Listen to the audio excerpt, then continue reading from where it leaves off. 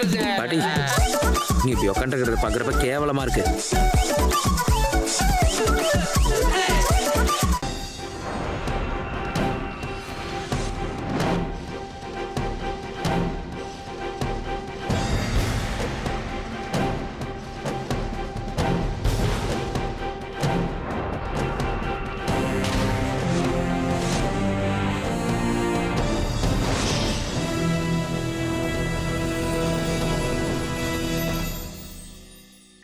வணக்கம். இன்றைய பார்வை உங்களை வரவேற்றுக் கொள்கிறது. உடையவன் இல்லா சேலை ஒரு முழம் கட்டை எனச் சொல்வார்கள்.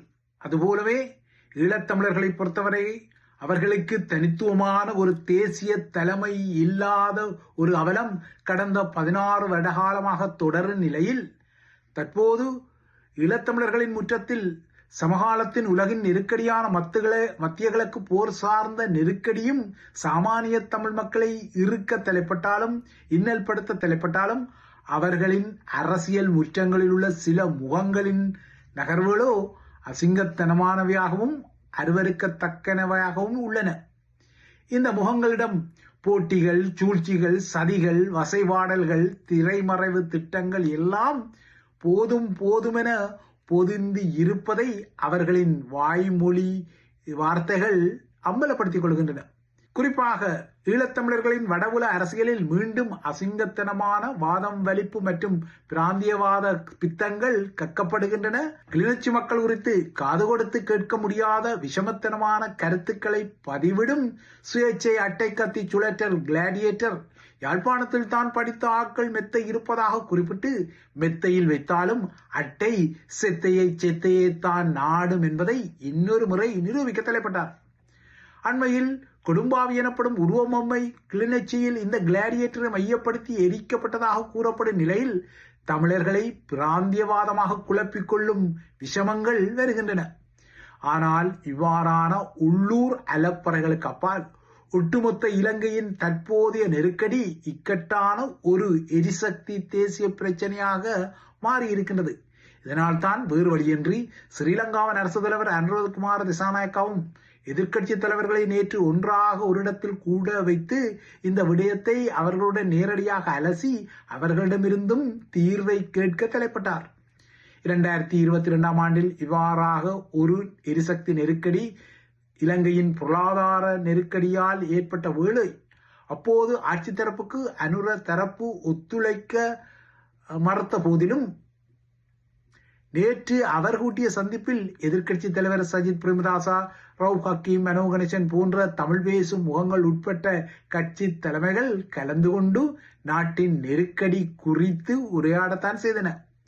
நேற்று ஸ்ரீலங்காவின் அரசு தலைவர் அனுர ஸ்ரீ ஜெயவர்த்தனபுர நாடாளுமன்ற அரங்கத்தில் பரபரப்பான சில கருத்துக்களை வெளியிட்ட விடயம் நீங்கள் செய்திகளின் வாயிலாக தெரிந்து கொண்ட விடயங்கள். அவ்வாறாக அவர் கருத்தை வெளியிட்ட பின்னர் தான் இந்த சந்திப்பு நடந்தது. இலங்கைக்குள் ஒரே நேரத்தில் நுழைவதற்கு அமெரிக்காவும் ஈரானும் தமது போர்க்களங்களுக்கு அனுமதி கோரியதான விடயத்தை நேற்று நாடாளுமன்றத்தில் கட்டுடைத்த அனுர இலங்கையின் நடுநிலைமை காரணமாக 2 தரப்புகளுக்கும் இந்த அனுமதி மறுக்கப்பட்டதாக குறிப்பிட்டார். இந்த செய்தி உலக ஊடகங்களில் நேற்று முன்னிலையில் இருந்தது. ஒருவேளை அவ்வாறு 2 நாடுகளின் போர்க்களங்களுக்கும் இலங்கையில் அனுமதியை வழங்கியிருந்தால் இலங்கைக்கு அண்மையில் 2 தரப்புகளுமே மோதிக்கொள்ளும் ஒரு நிலைமை வந்திருக்கும் என்பதையும் அனுர தனது உரையில் சொன்னார். அனுர சொன்ன விடயம் ஓரளவுக்கு யதார்த்தமான விடயம்தான். கடந்த மாதம் 26ஆம் தேதி, அதாவது ஈரான் மீதான அமெரிக்க இஸ்ரேலிய கூட்டு தாக்குதல்கள் ஆரம்பிக்கப்படுவதற்கு 2 நாட்களுக்கு முன்னர் ஒரே நாளில் இலங்கைக்குள் நுழைய ஈரான் மற்றும் அமெரிக்க போர்க்களங்கள் அனுமதி கேட்டதால் சங்கடப்பட்ட தமது அரசாங்கம் இறுதியில் 2 நாடுகளின் கோரிக்கைகளையும் அனுமதிக்கவில்லை என அனுர சொல்லி இருக்கின்றார். ஒருவேளை இந்த அனுமதியை தாம் வழங்கியிருந்தால் ஹம்பாந்தோட்டையின் மத்தளவில் 8 கப்பல் தகர்ப்பு ஏவுகணைகளுடன் தரையிறங்க கூடிய அமெரிக்க போர் வான்கலங்கள் மீண்டும் மத்தளவிலிருந்து மேலெழுந்து இலங்கைக்கு அண்மையில் வைத்து ஈரானிய கடற்படை கப்பல்களை தாக்கிவிட்டு பறந்திருக்கும், மறைந்திருக்கும் என அனுர குறிப்பிட்ட விடயம் ஓரளவுக்கு ஏற்றுக்கொள்ளத்தக்க ஒரு விடயம்தான். ஏனெனில் அவ்வாறான நோக்கம் ஒன்று அமெரிக்காவின் பிளான் ஏ ஆக இருந்திருக்கக்கூடும். அதன் பின்னர்தான் வானிலிருந்து ஈரானிய கடற்கலத்தை தாக்குவதற்கு பதிலாக கடல் அடியிலிருந்து நீர்மூழ்கி அளவப்பட்ட டொபிட்டோ எனப்படும் நீரடி உந்துகணையால் ஈரானின் ஐரிஸ் தேனா இலங்கை கடற்பரப்புக்கு அண்மையில் மூழ்கடிக்கப்பட்ட பிளான் பி நடைமுறைப்படுத்தப்பட்டது.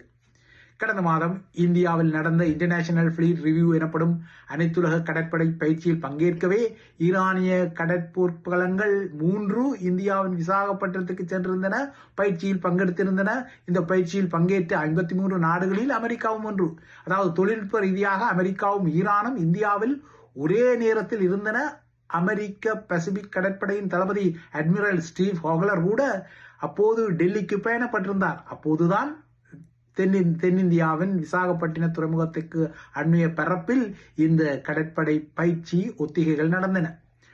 ஈரானிய கப்பல் இந்த ஒத்திகைகளை முடித்துக் கொண்டு விசாகப்பட்டினத்திலிருந்து மீண்டும் ஈரான் பயணப்பட்ட போது 3 நாட்களில் ஈரான் மீது தாக்குதல் ஆரம்பிக்கப்படும் என்பதை தெரிந்த அமெரிக்க படைய தரப்பு ஈரான் திரும்பும் இந்த கப்பலை தாக்க கப்பல் எதிர்ப்பு ஏவுகணைகளுடன் 2 போர் விமானங்களை ஜிபூட்டியின் அமெரிக்க தளத்திலிருந்து மத்தள விமான நிலையத்துக்கு அனுப்ப திட்டமிட்டதாக செய்திகள் வந்துள்ளன.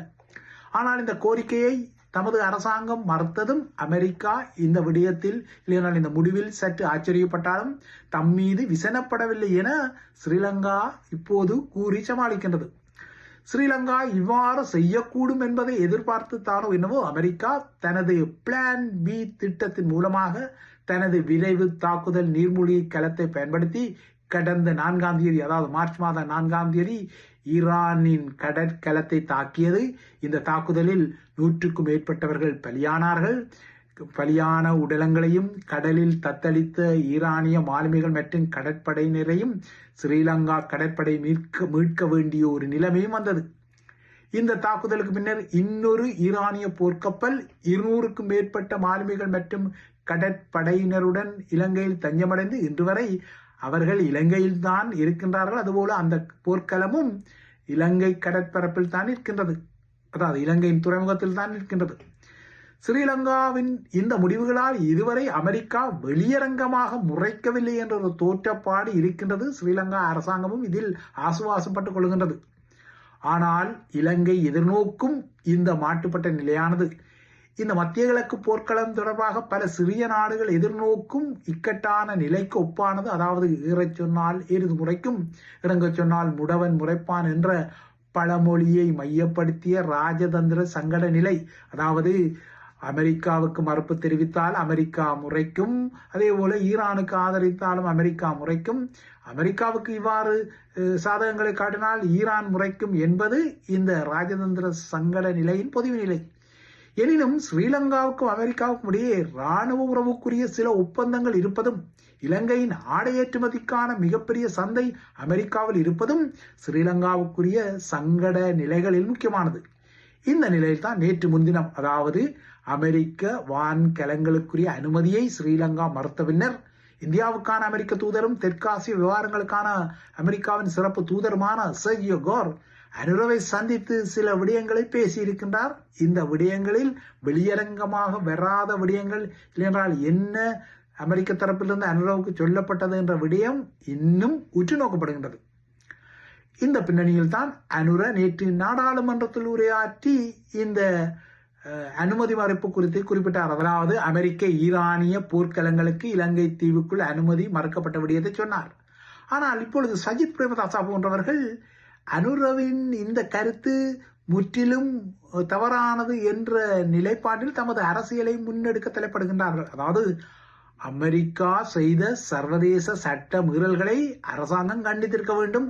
அவ்வாறு கண்டிக்காமல் நடுநிலைமை குறித்து அனுர பேசுவதில் பலனில்லை என்பது சஜித்தின் வாதமாக இருக்கிறது. ஆனால் சஜித்தை பொறுத்தவரை அமெரிக்காவை வெளிப்படையாக அனுரகுமார திசாநாயக்க அரசாங்கம் கண்டிக்க வேண்டும் என்பதாக இருப்பது ஒரு வகையில் உசுப்பேற்றி அதன் மூலமாக தான் ஆதாயத்தை அடையும் ஒரு நிகழ்ச்சி நிகழ்தான். உண்மையில் அனுரவினிடத்தில் சஜித் பிரேமதாசா இருந்தாலும் அவரும் இவ்வாறுதான் சில பூசி மொழுகும் நகர்வுகளை செய்திருக்க முடியும். ஆனால் எதிர்கட்சிகளில் இருக்கும்போது இவ்வாறு பேசிக்கொள்ள முடியும். ஆனால் சஜித்தின் உசுப்பேற்றலுக்காக பொல்லை கொடுத்து அடிவாங்குவதற்கு மார்க்சிச சாய்வு கொண்டதாக கூறப்படும் ஜேவிபி மேற்பார்த்த தேசிய மக்கள் சக்தி அதாவது அனுர அரசாங்கம் தயாராக இல்லை என்பதைத்தான் அனுரவின் இந்த நடுநிலைமை கருத்துக்கள் புலப்படுத்துவதையும் உள்வாங்கிக் கொள்ள முடியும்.